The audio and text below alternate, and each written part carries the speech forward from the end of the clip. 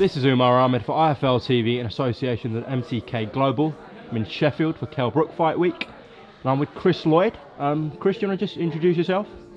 Yeah, well, you just have. But I present Before the Bell, this new series of Matchroom Fight Week shows, which have been good fun. So we started in September, Amir Khan Fight Week. We've done 6, maybe 7. It's pretty relentless because they're every other week. So and I shoot all the videos for them as well. So I host it with Barker, which is good fun. And then we do the Thursday press conference, the Friday weigh-in, and then we do every Saturday we do Before the Bell. So I think most people have seen it by now in some form. Quite a lot of people probably won't have seen it. But it's gathering some traction, and I think it's just to improve like the production value around the sort of the live stream weigh-ins and presses, because sometimes I think people were switching onto the live streams and not necessarily knowing whether it was going to start or not, because you just got like a blank screen. Whereas if you've got us chatting away until it actually starts, at least you know, okay, we're in the right place and we know that something's going to happen at some point. So yeah, that was the idea around it. Sure.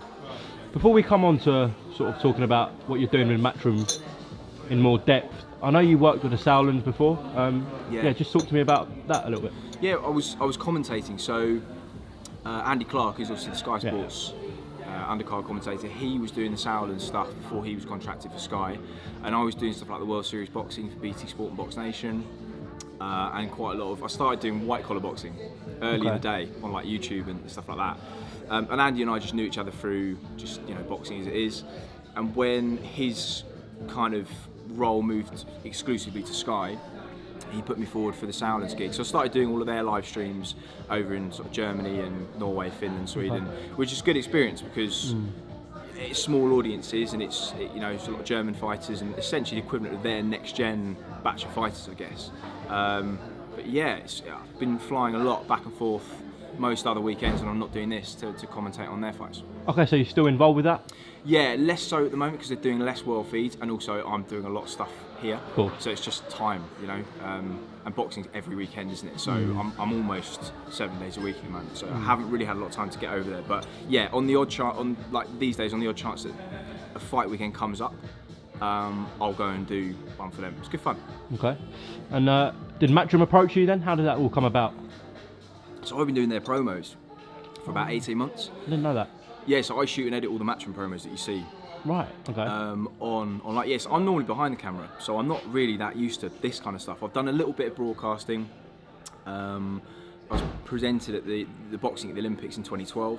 My first gig out of uni, which was awesome. That's not too bad. Yeah, so it was really cool, yeah. So I got to see Anthony Joshua and Agogo, Nicola Adams and Luke Campbell, so I've seen like their transition from amateur to pro, and then got into the filmmaking side of things, filming with Boazzi and Fowler and Cordina, and I still do a lot of filming with them to this day.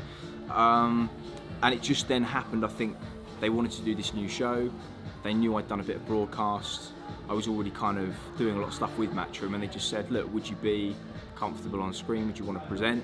And obviously I'm boxing nuts, that's all I know. So I said, yeah, of course. And this is it. So I sort of do a bit of your job and now a bit of mine. And obviously Darren Barker's on screen with you. How's it like working with Darren? What a ledge. What a ledge. Do you know what?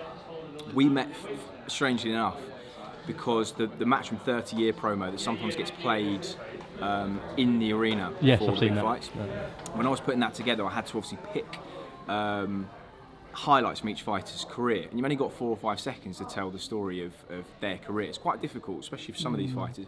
But Darren, obviously, I knew the story about his brother and the knockdown against Daniel Gill, and he talked about the moment where he saw his brother, and that's what brought him up to his feet. And I thought, do you know what? I don't want it to seem disrespectful for me showing an image of him bent over on the floor with his feet kicking in the air, and then bringing this image of his brother up. But I felt like that was the defining moment of his career. So I tried to do it in the most tasteful way possible, and then he contacted me and said, thank you very much. A week later, we happened to then be filming Daniel Ulusanov promo in his new gym in Paddington, so we met, and that was the point where Scott from Matchroom and Ross just said, I think you guys would be a good duo on screen. So we were like, well, we've obviously got off on the right foot, and here we are. And do you know what? I couldn't work with a nicer guy. I'm not just saying that, I'd say that anyway. Everyone who knows Darren loves him because he's just the guy that you see on screen, off screen. He's happy, he's a laugh, he's nice to everybody, he's kind, and for me that goes a long way. So the fact that we can get paid to stand on screen and just talk about boxing, I'm so lucky. I have, as far as I'm concerned, I have the best job in the world, and I'm so privileged. And to be doing it with Darren just makes it even better. Yeah, you've had an array of guests on. You've had such high profile sort of professionals, trainers, even had Bugsy Malone on. Yep. So what's it like working with sort of a vast array of people? It's just cool, mate, because I guess, listen, what you do is you've kind of brought boxing to the masses, and I filmed, what was it, your 500 million view milestone this week? Yeah. Congrats on that, by the way. Well, to Coogan really, but... Yeah, but to all of you guys, because you're all out on the ground grafting, but I guess what it's proof of is the way that we're watching sport, but specifically boxing, has changed. And the thing about boxing, and that goes back to what you mentioned, is that I don't think there's any more accessible sport to the fans or to the general public than boxing. You couldn't just mill around in football. No. Like, imagine the kind of things I imagine you've done in terms of networking. You turn up at events, you try and network, you meet a few people, you pitch ideas. You couldn't do that in any other sport apart from boxing. And that's the great thing about fighters, is that they want to, they want to put themselves out there. They want to give a bit of their personality. They want to talk to you. So they're grateful for the coverage. We're grateful to have them on the show. So for me, it's not like we're doing them a favour. They're doing us a favour, because we get all these great names on. So it helps our show, gives us great content, and ultimately we then get to speak to these people and get the best stories out and hopefully show them in the best light. What's the feedback been like so far? Do you know what? You know what Twitter's like. You know what Twitter's like. And I remember the week that you sort of blew up because somebody criticised you, and that made me annoyed, because especially somebody that's also kind of worked up from the bottom and knows how difficult the early couple of years are. And how old are you? 21. Right. It's not easy being 21, approaching an industry this big. And I remember thinking, that's not, very, very fair. But also, sorry, what was your question? Feedback so far. Feedback. Yeah, so feedback on Twitter and on social media always can be quite negative, and people, I think, chuck thoughts out without much thought as to how they're going to affect that person, whether it's going to offend them or not. So I was expecting, just by the nature of fans, quite a lot of negative feedback, but I thought if it's 50-50 and we get positive and negative, I'll be really happy. And I'm quite thick-skinned anyway, so I just thought we'll just see how it goes. Do you know what? To this day, I haven't seen any negative comments, a single negative comment. In fact, every show we tick over and you look at the comments on YouTube and Facebook and Twitter, and it's just positive, it's constructive, they're just nice comments about the fights and the fighters, and yeah, generally speaking, it's been received really, really well, which is a complete shock and a really nice surprise. So it's been a really good, and we put a lot into the show as well. So it's nice when you put a lot into your work and then you feel like people appreciate what you try to do. Is that the same on YouTube? Because that could be a torrid place of comments. Get it? Yeah. Well, I guess you probably know that more than we do, because I guess I look more at Twitter than YouTube. I guess you're a YouTube channel, so you probably see more of that. Yeah. But I've looked again, and I really haven't seen many, if any, negative comment. Although feel free to have a look. Oh, YouTube is like for everyone. Yeah. Everyone gets on YouTube, free for all on there. Yeah. It is what it is. I just think with anything like that, when you're getting criticism from people online, they'd never speak to you, or very, very few people would ever talk to you in real life how they would online, because most people, I think, well, I don't know, maybe you've had it differently. You mentioned what happened on Twitter. It was a while back with me, and then 3 or 4 weeks later, the guy comes up to me and saying, "Hello, how you doing? You're doing well." I was like, "Are you for real?" Really? But that's another story. But yeah. It is what it is. Listen, everyone's entitled to their opinion. Of course. And I just try and think, you just be respectful of everyone else. You allow and try and be constructive with your opinions on anything, whether it's, listen, there was a massively controversial fight at the weekend, just gone. We'll come on to that. Everyone's got an opinion on it, and ultimately you have to respect everyone's opinion, whether you agree with it or not. That's the day and age we live in. If someone doesn't want to respect your opinion, you don't have to interact with them, you don't have to talk to them. So I just try on social media, try and interact with people who are positive and have constructive debate where I can, and that's all you can do. That's all you've got control over, isn't it? So far, when I see you working at press conferences, etc., it seems all smooth, etc. Is there any sort of stress related involved though? Oh yeah. Yeah? Yeah. Does it look chilled? It looks really chilled. You look relaxed, so does Darren. Yeah. I think it's like anything. You must feel pressure with what you do. And you know, when you go on, you know that the show's hinging around obviously the quality of the videos that I'm producing, quality of the chat, which again hinges around how I'm directing the conversation, because it's one thing having really good guests, but you know yourself, you can get a lot out of a guest depending on the kind of questions you ask. So it's a lot of prep for me, and it never really stops. And yeah, there's pressure because it's a big platform, and also I feel incredibly grateful for the opportunity to be able to do it. And I don't want to mess that up, because it's been 6 or 7 years of hard work for me to get to where I am. And obviously people don't see the hard work, and everyone's got, it's not like I've had a particularly hard journey, but everyone's worked hard. But when you then get to a position where I'm so happy with what I have now, obviously that's that element. Every time you go live, you think, I just want it to go well. And I guess just stress, I think at the moment, boxing is the busiest it's been, I can say in my lifetime. Can't speak for any other generation, but everyone definitely looks tired. Like I'm knackered, and I look at all the guys working at Matchroom and all the guys, you know, even the fighters, because when does it stop? Every single weekend we have a show. Stateside, Matchroom, UK Matchroom, BT Sport, BoxNation, all the small hall shows. Last Friday I was at British Warriors, and it's amazing, but obviously the byproduct of that is that the people who are working in it are like run down. I think we're all kind of counting down the 22nd of December, and once that's done, we can just go, let's have January to just chill. Chill out, yeah. But I mean, I'd rather have it this way than being what it was a few years ago. It was 100%, dead. 100%. To be honest, it was dead boxing for a while. Yeah, 100%. And it took a long time for me to get any traction. You know, I banged on the doors for ages and ages, from 2012 through to probably 2016, with almost no movement whatsoever. And then the last 2 years, it's just paid back. You know, they say buses, they don't come along, and 2 come along, it's like 50s come along. But you just ride the wave, don't you? Because there's nothing else you can do. You just got to take the work while it's there, enjoy it. And we're in such an amazing era. Every fight, every weekend, there's something to look forward to. I've almost only just thought about Lomachenko this weekend. Because so busy thinking about this fight week. And probably the best pound-for-pound fighter in the world is in action on Saturday. So there's never-ending stuff, and we're just really lucky to be at the front and centre of it. You know? When sort of Matchroom approached you, what was your initial reaction? For the show? I was really excited, because I don't know. Did you ever feel it coming, something like this? No. Okay. No, not at all. Not at all. Because I couldn't really foresee the way things were going to go, and you can't really pitch an idea like this to them. It has to be their idea, and then they have to say it, because they need to be ready to do it financially. They need to be ready to do it commercially. They need to be in the right position where they think, okay, this time for this kind of show, because this kind of show only works if you're at a certain level. And with the greatest respect, a live stream show wouldn't necessarily work for a small hall promoter, because the money you put into it has to translate, as you know, into views and all the rest of it.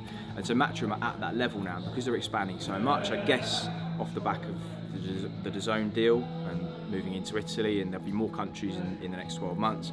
They're at a point where they need to start delivering a higher level of service to the fans to match up to the boxing. So yeah, it seemed like a big task, and putting together a TV show, 3 shows every 2 weeks between a very small number of people is a challenge, but there's no way I'd ever say no to it, because, you know, flying out to Monte Carlo, what was that like? it was a heavy few days. I missed my flight on Sunday.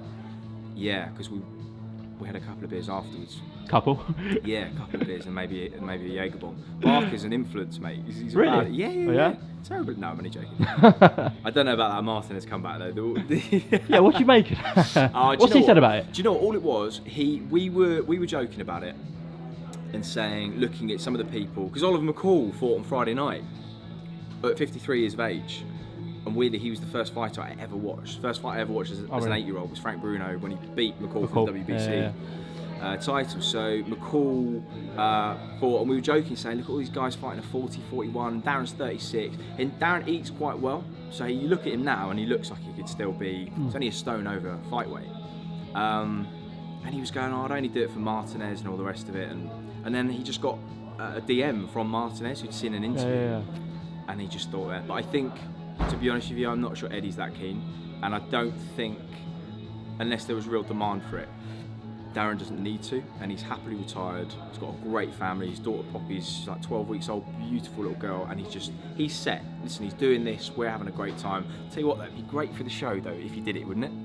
What, for the Wembley show? Is that the one he was talking about? Yeah, it'd be great for Before the Bell. I suppose. Yeah, of course. He said he presents it all the way up to fight week, and then we'd probably get Dave Allen in to take his place for those last 7 days. That's not a bad replacement. Yeah, it'd be cool, wouldn't it? It'd be really, really cool. So, Darren's been great, but I don't think Martinez will happen. Oh, I was looking forward to that.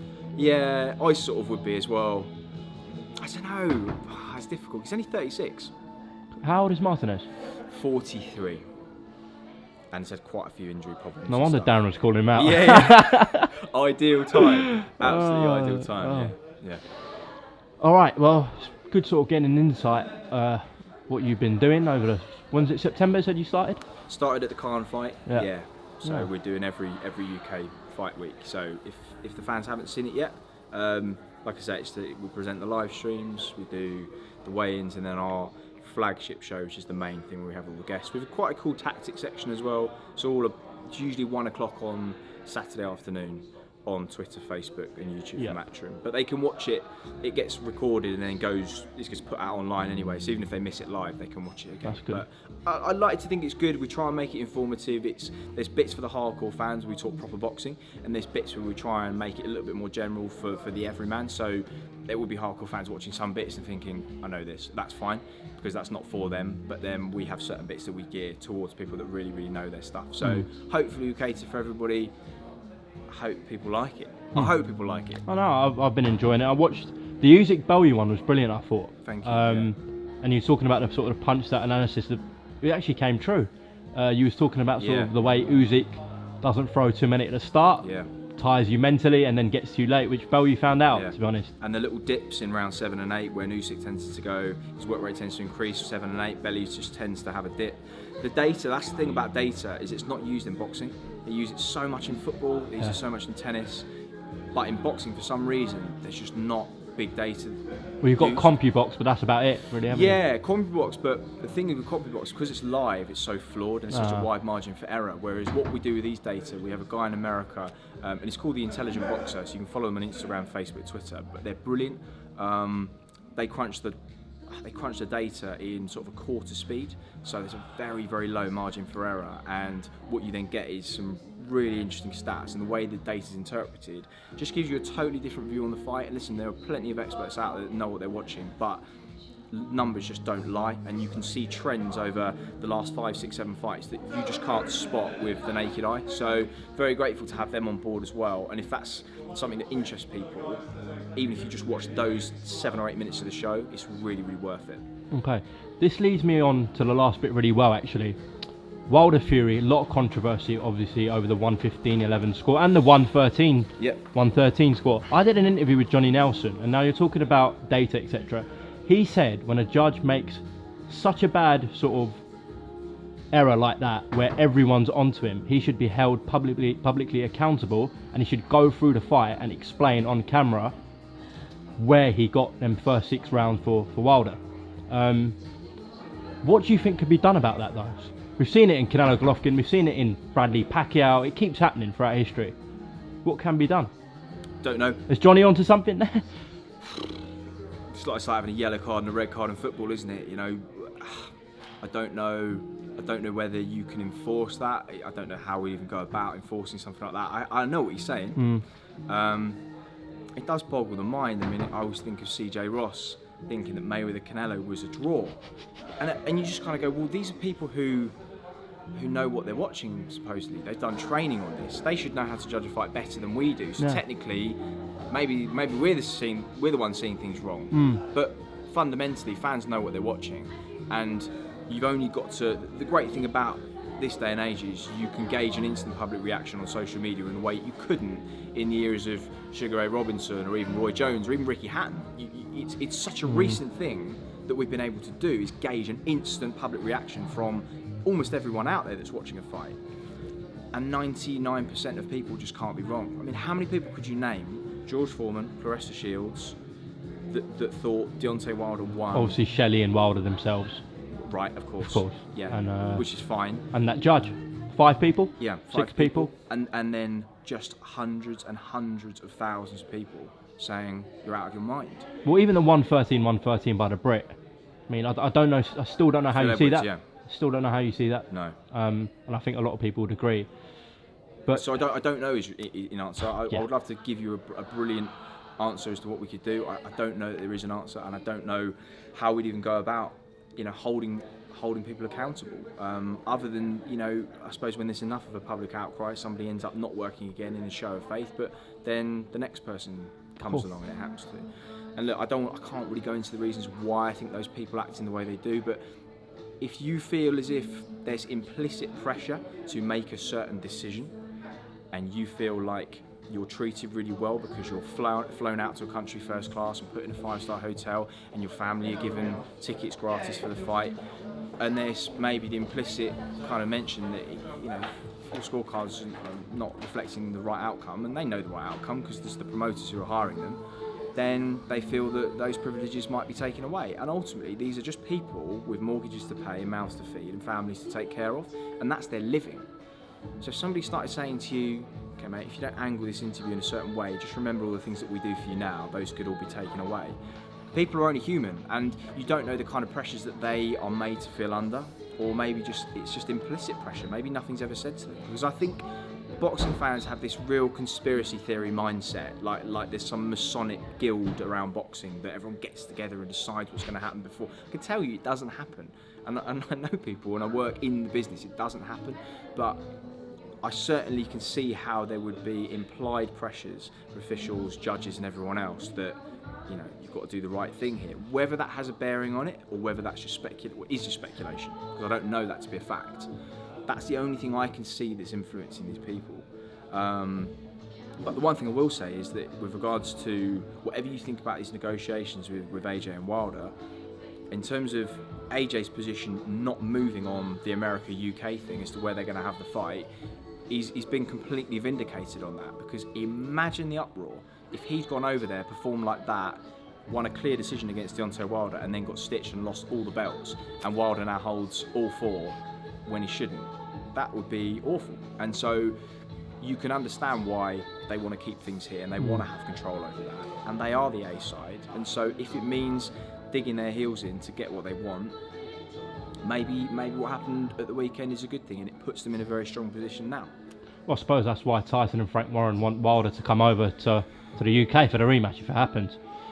It's too risky going back there, surely. Of course it's risky, and it's not particularly fair either, asking him to go back. Tyson Fury did it on the road against Vladimir Klitschko, and listen, I have to say, going out, I've seen plenty of boxing in Germany, and it's the hardest place in the world to get a decision, believe me, and I've seen some things out there that it does make me kind of wince a bit inside and feel bad for fighters that have travelled a long way. America at present isn't far behind, and listen, it happens everywhere. We're not blameless. The UK, there's bad decisions, of course there are. Yeah. But the point is that you want to know that if you're going to travel for something of that much value, that you're at least going to get a fair shake, and Tyson Fury simply didn't. Therefore, he should be given the courtesy of a rematch, and I don't see why. And also, mate, you've got to think about the numbers that they could do. They could fill a big stadium over here. I mean, how many did they do out there? I don't know. They didn't sell out the arena, did they? 18,000. Right. I mean, you can times that by 3 instantly just by doing it over here. Maybe 4. Depends. You just don't know. But the point is that it would be a crowd and an event on a completely different scale over there because of how boxing is here now. So for Deontay Wilder, if he backs himself and he believes he can go and do a better job next time, why not come over here? Come over here. Why not? And that's what you have to ask yourself. If not, why not? Okay, listen, Chris, it's been 20 minutes. Is it? Yeah. Oh, God. What do you feel like? I don't even know who I am. No, after that show, you're as famous as Darren now. After this, probably more, but yeah. Possibly. Or if you're still listening, for 20 minutes, probably not. Probably no one off. No one listening. Everyone's gone off. But yeah, thank you, mate. Cheers. No, it's no worries, and best of luck with the weigh-in tomorrow. And when are you flying out for Canelo Fielding? No, I'm not, because we're only doing the UK shows, and it's not a matchroom show. So you won't be No. watching that from the comfort of your home. I will. I'll be enjoying it as well. It's nice to have the odd weekend off, so I'll be sitting down and watching that. Big test for Rocky Fielding. But I was out in Germany when he beat Tyron Zoiga, so I've seen what it means to him. I've seen him perform on a big stage, and he's got some massive height and reach advantage. That's not a foregone conclusion. Canelo's going to be ripping him to the body, and I think that could be the difference between them. But listen, good luck to Rocky Fielding. He's a nice guy. I'm English. I'm going to support him the whole way, no matter how wide the odds are stacked. I will always support our fighters. So Rocky Fielding, good luck to him. Yeah, best of luck to Rocky going in as the champion. So yeah, man. Okay, Chris, thank you for talking to IFL TV, and we'll see you tomorrow. Cheers, mate.